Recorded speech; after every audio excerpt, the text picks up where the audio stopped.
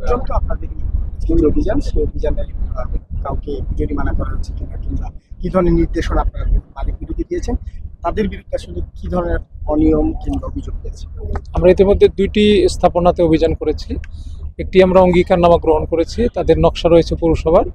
আর দ্বিতীয়টি যেটি দেখতে পাচ্ছেন পেছনে যে বিল্ডিংটি রয়েছে, এই বিল্ডিংটি রাজুকের কোনো অনুমতি ছাড়াই এই বিল্ডিং করা হয়েছে। তো এখানে যে মিটারটি রয়েছে সেটি ডিসকানেক্ট করেছে। আমরা এখানে জেনেছি যে প্রায় 3 মাস যাবৎ তাদের এই নির্মাণ কাজ বন্ধ রয়েছে। এখানে লুটপাট হয়েছে এই ধরনের তথ্য পাওয়া গিয়েছে। তো আমরা আসলে মিটার ডিসকানেক্ট করেছি এবং ওনাদেরকে যাদেরকে পাওয়া গেছে আর কি, সে ধরনের মালিক পক্ষের কোনো লোকজন পাওয়া যায় নাই। যাদেরকে পাওয়া গেছে তাদেরকে মৌখিকভাবে জানানো হয়েছে যে তাদের এই মিটারটি ওনারা কানেকশন নিতে পারবেন রাজুকের চেয়ারম্যানের অনুমতি সাপেক্ষে।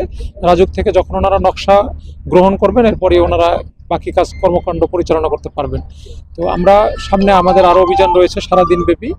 তো আমরা এখানে বিভিন্ন ধরনের ইউটিলিটি সার্ভিস আমরা বন্ধ করে দেব যারা আসলে রাজুকের অনুমতি ছাড়া নির্মাণ কাজ পরিচালনা করছেন অথবা প্ল্যান নিয়েও যারা ব্যত্যয় করে কাজকর্ম পরিচালনা করছেন। তো আমাদের অভিযান অব্যাহত থাকবে। কতগুলো ভবনে করবেন এটা আমরা এখানে এই এই এলাকাতে যতগুলো ক্যাপচার করা যায় আজকে সবচেয়ে বেশি সংখ্যক করার আমরা চেষ্টা করব।